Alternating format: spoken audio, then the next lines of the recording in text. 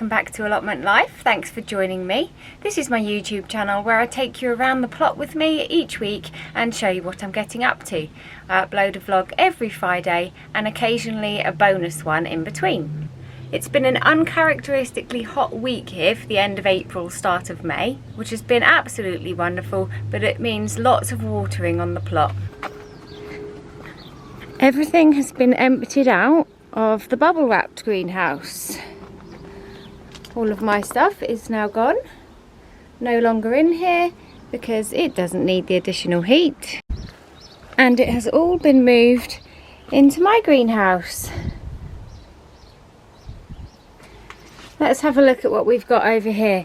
We've got lettuce, tomato, melon, more lettuce, dahlias, more tomatoes, beans and cauliflower.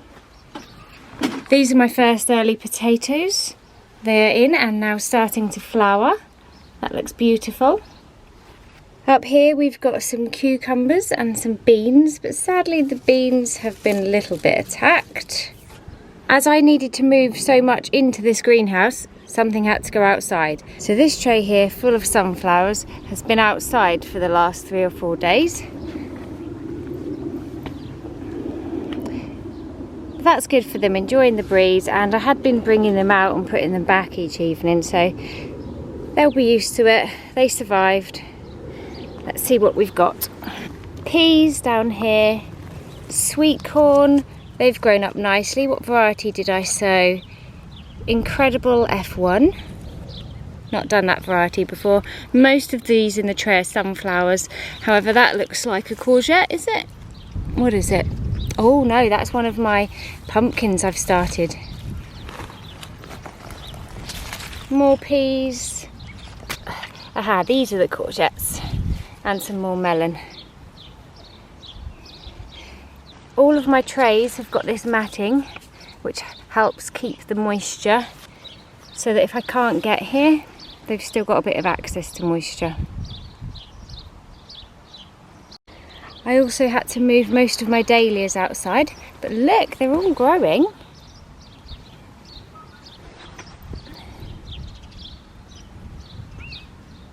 That's brilliant. That's 2 weeks since I put them in the pots, and they're growing really well. This is the bed that had carrots, spring onion and radish in. Not much movement, but there's a radish. I think this might have dried out too much, sadly. On last week's vlog I put the potatoes in, the second earlies and the main crop. Let's go outside, check those beds and see if there's any sign of them shooting through. Potato bed number 1, Desiree. No sign of any potatoes sprouting through just yet, but they all need a good watering. Right, we need to go to the top of the plot for our second bed. No sign of potatoes here either. However, take a look at this. This wasn't planned. Just down here, this bed with lots of potatoes in are the potatoes that I grew here last year. I'm in a conundrum about this bed because these are blue Danube potatoes, which are my favourite variety to grow. However, I couldn't get them anywhere this year and I've searched all over the place. Apparently it was due to the weather, last year's poor summer conditions. But now if you take a look, they're just randomly popping up in here. Some people say that you shouldn't use last year's seed potatoes and that you should buy fresh. However, if you can't buy fresh and they're just growing, could I leave them in, I wonder? I think I will leave them in, and I can. I'll just have to keep an eye on all the leaves and check for any signs of disease. I think that's the best way to go for now, because I really do want to have some blue Danube this year. Maybe it's a sign. This is my gigantic water butt and it's getting low after this week. Can you see in there? Not sure.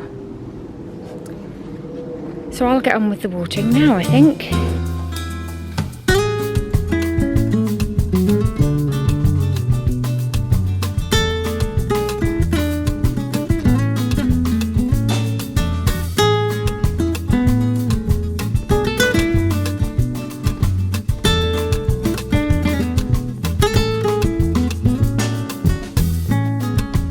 I've done loads of watering and now I'm on a quick break in the shed before I get back out there and continue my jobs. Today's drink choice is apple and raspberry, sugar-free, a little carton. Now I know I said that I was keen to get a fridge, a little mini fridge that I could connect up to a solar panel, and some people said just bring a cold drink from a fridge at home. Of course I could do that, but that's not so much fun, and I do love an allotment DIY project. However, there's far too much to get done on the plot at the moment for me to be taking on a DIY project, so that'll have to go on hold for now. Break time over. The next thing I want to do today is to plant some of my sunflowers into the ground. They've been outside of the greenhouse for a week or so, so they're used to the temperature, and I feel that they're strong enough now to go in the ground. This strip of land at the front of the plot is going to be the flower bed again this year. And I'm going to dot a few sunflowers here and there, and then sow wildflowers in between them, and hopefully get some dahlias in these pots. I've got everything I need now. My sunflowers, I use the bulb planter to dig the hole, gloves, string to tie them to a little stick with, and scissors. I forgot the little sticks, hang on. And sticks to help support them. The bulb planter just makes it really easy to dig a hole. 2 side by side is big enough for what we need. Give it a little clear out. Get my sunflower, tip it upside down. Lovely root system on that. Now I like to use my copper tape as slug and snail protection.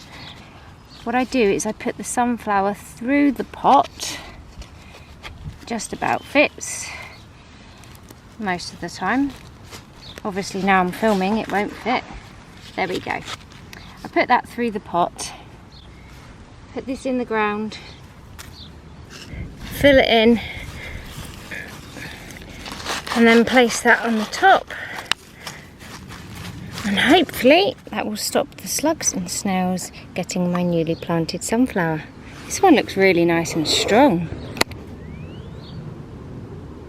Excellent. Now I'll give it a support and some string.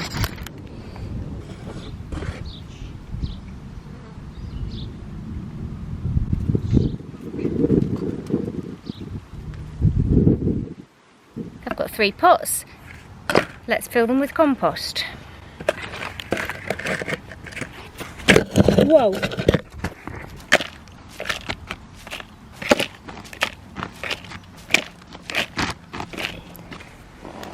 Let's start with the smallest one, in case I go wrong.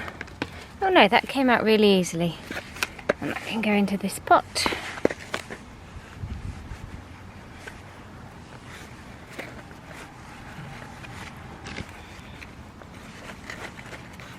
There we go, and then put the tag back in.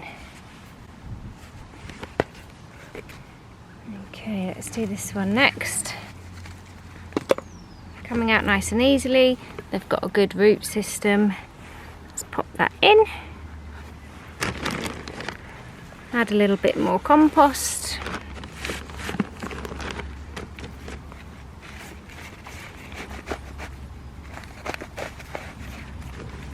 And pop the label back in.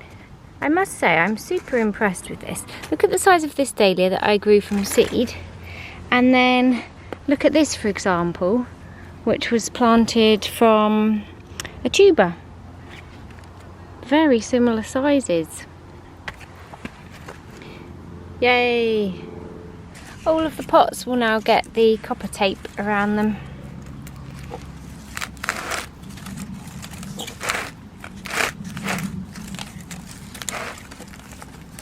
And they're done. Good job done. 3 dahlias potted on.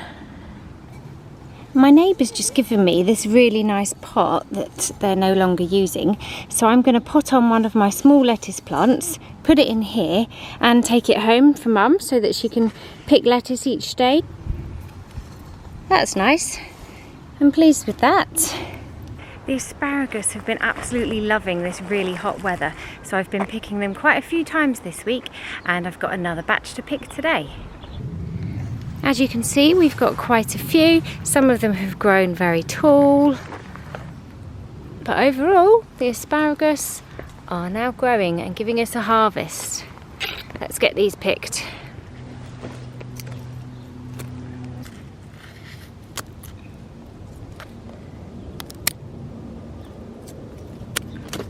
When they grow tall, they are still okay to eat. It's just the base can be rather tough, but the top still is absolutely fine.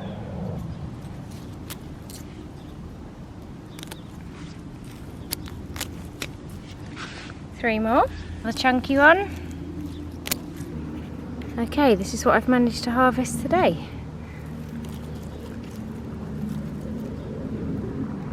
Nice. I think it's time to tidy up the chaos from today's work. That was a really busy day at the plot. I feel that I've caught up with the watering, potted on a few things that needed doing, and put a couple of sunflowers into the ground. In this really hot weather, I've been leaving out 2 water bowls, one for the foxes and the cats, and then a smaller dish. Let me show you, a smaller dish for the hedgehogs and maybe the mouse. So just outside the shed here, I'm leaving a bowl of water for the foxes, cats, bigger animals, and then I fill this little dish of water for the hedgehogs, the mice, and anything else that wants a drink. Hopefully on the wildlife camera footage we might get to see someone using the water bowls. However, if not, it doesn't matter, they've got access to drinks anyway, and our usual wildlife camera footage is coming up next.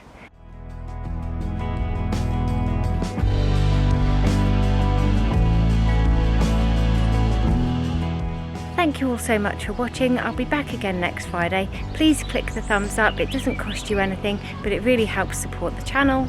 Enjoy the wildlife camera footage, and I'll see you again next week.